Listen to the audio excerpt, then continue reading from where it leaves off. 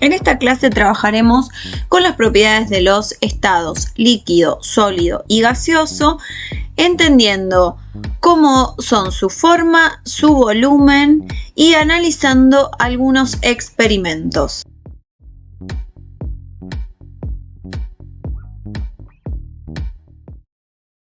Vamos a usar 3 jeringas. A la primer jeringa le vamos a colocar un material sólido. En este caso pueden ver que es sal. Vamos a colocarles más o menos 2 mililitros de sal aproximadamente. Le vamos a colocar esto que se llama émbolo. También en la bibliografía lo pueden encontrar como pistón, ¿sí? Acá se puede ver que hay 2 mililitros del material sólido. En la otra jeringa vamos a colocar un material líquido. En este caso justo fui a la cocina y saqué este material que se llama acheto. Acá también vamos a poner una cantidad de este líquido. Siempre se presiona el émbolo y se succiona. En este caso nos quedó un poco de aire. Ahí está, ahí salió el aire, aproximadamente 2 mililitros. Y en este caso solamente le vamos a poner un material gaseoso que es el aire. Simplemente poniendo el émbolo hacia atrás, el aire ingresa. Entonces lo que vamos a probar es qué pasa con el volumen del aire, el volumen del acheto, que es un líquido, y el volumen de la sal cuando presionamos. Vamos a apretar acá para que no se salga y desde el émbolo presionamos. Como pueden ver, yo en realidad estoy haciendo mucha fuerza, no pasa nada, queda en 2 mililitros, o sea, no se modifica el volumen. En el líquido hacemos lo mismo, yo estoy apretando súper fuerte, queda en 2 mililitros, o sea, el volumen de los líquidos y los sólidos no cambia con la presión. Y ahora vamos a ver qué pasa con los gases, ¿sí? Yo empiezo a apretar, aprieto con toda mi fuerza, ¿sí? Y fíjense que sigo presionando y el gas se comprimió, o sea que los gases sí modifican su volumen cuando se los presiona. ¿Por qué las jeringas que tenían líquidos y sólidos dieron un resultado distinto que los gases? Veamos algunos aspectos teóricos para poder responder este problema. Vamos a entender las propiedades de los estados usando unas diapositivas que se encuentran en este sitio web. En estas diapositivas, que se llaman La materia y sus transformaciones, nos explican que los sólidos, respecto de su forma, tienen una forma propia o definida, ¿sí? Ya que aunque los cambiemos de envase o recipiente, su forma no cambia. Incluso los sólidos granulados, como estamos viendo acá, como puede ser el azúcar, la sal, cada granito tiene su forma definida. Los líquidos, en cuanto a su forma, podemos decir que al contrario de los sólidos no tienen una forma propia, sino que la forma que tienen es la de su recipiente, adoptan la forma del recipiente que los contiene. Esta idea ya la trabajamos cuando estudiamos los instrumentos del laboratorio que servían para medir el volumen, ¿sí? Las probetas, las jeringas, buretas, pipetas, matraces, vasos de precipitados, ¿sí? Acá estamos viendo que los líquidos adoptan la forma del recipiente que los contiene. Por otra parte, el volumen de los líquidos es definido. Esto significa que ocupan un lugar en el espacio y que no cambia ese lugar en el espacio según si se los comprime. Por otra parte, los gases no tienen una forma definida. En estos los gases se parecen a los líquidos. ¿Por qué? Porque los gases adoptan la forma del recipiente que los contiene. Por ejemplo, acá estamos viendo que los globos son los recipientes que contienen los gases en su interior y entonces los gases adoptan esta forma.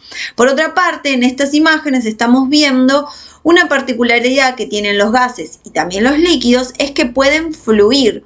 Fluir significa que pueden cambiar su forma mientras se van moviendo. Esto mismo sucede con los líquidos cuando se derraman, por ejemplo. Entonces, gases y líquidos pueden fluir porque no tienen una forma definida, sino que adoptan la forma del recipiente que los contiene. Por otra parte, los gases tienen volumen, ¿sí? Pero su volumen no es definido. En esto sí que se diferencian de los líquidos. ¿Por qué? Porque cuando los presionamos, los gases ocupan menos lugar y cuando los descomprimimos, los gases ocupan más lugar. O sea que su volumen es variable, presentan un volumen indefinido. Entonces, para ir resumiendo, al igual que los sólidos y los líquidos, los gases están constituidos por materia, es decir, que podemos medir su masa y su volumen. Esto es algo que tienen en común los tres estados, por eso se llaman estados de la materia, porque tienen masa y volumen. Pero a su vez, los sólidos tienen forma propia y volumen definido. Los líquidos no tienen forma propia, es decir, adoptan la forma del recipiente, pero al igual que los sólidos, su volumen es definido.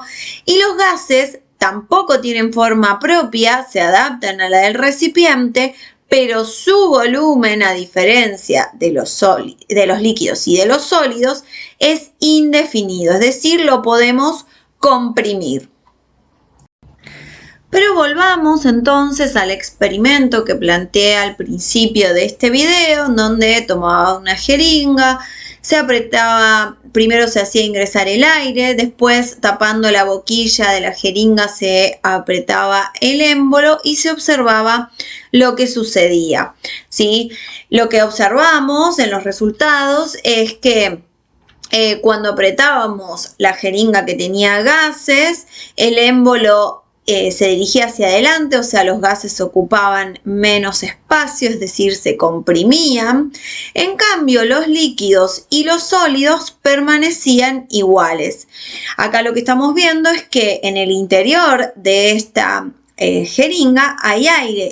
Y como ya vimos que el aire es una mezcla de gases y que los gases no tienen un volumen definido, es decir, que su volumen es indefinido, por lo tanto, cuando se los comprime, se los presiona, ocupan menos espacio. Si hiciéramos la prueba al revés, de descomprimir este gas, podríamos también observar que ocupa más lugar. Por lo tanto, los gases, con este experimento se demuestra que su volumen es indefinido, a diferencia de los líquidos y de los sólidos, cuyo volumen es definido y por más que presionemos con mucha fuerza, siguen ocupando el mismo espacio, siguen teniendo el volumen definido.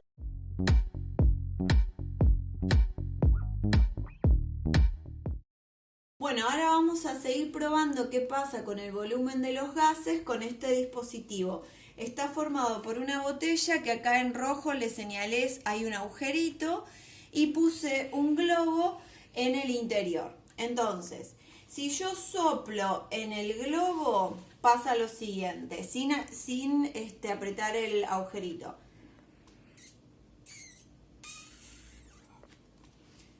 El globo se infla un poquito y si apoyo la mano por acá se siente que el gas está saliendo. Ahora, si yo aprieto este agujerito, fíjense lo que pasa.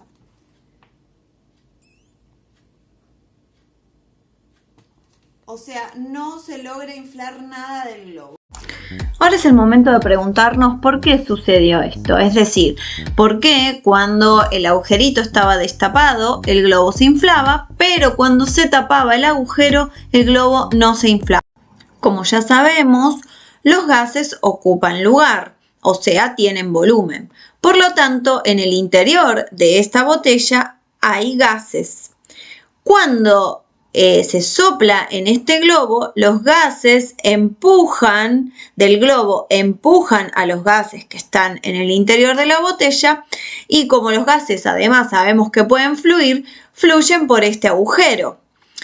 Pero cuando tapamos el agujerito, se ejerce una presión al soplar y estos gases, como no tienen por dónde salir y ocupan lugar, no dejan que se infle el globo. Y esta es la razón por la cual cuando el agujerito está tapado, el globo no se infla. Me despido hasta la próxima clase. Espero que pudieran entender las propiedades en cuanto a forma y volumen de los 3 estados de la materia.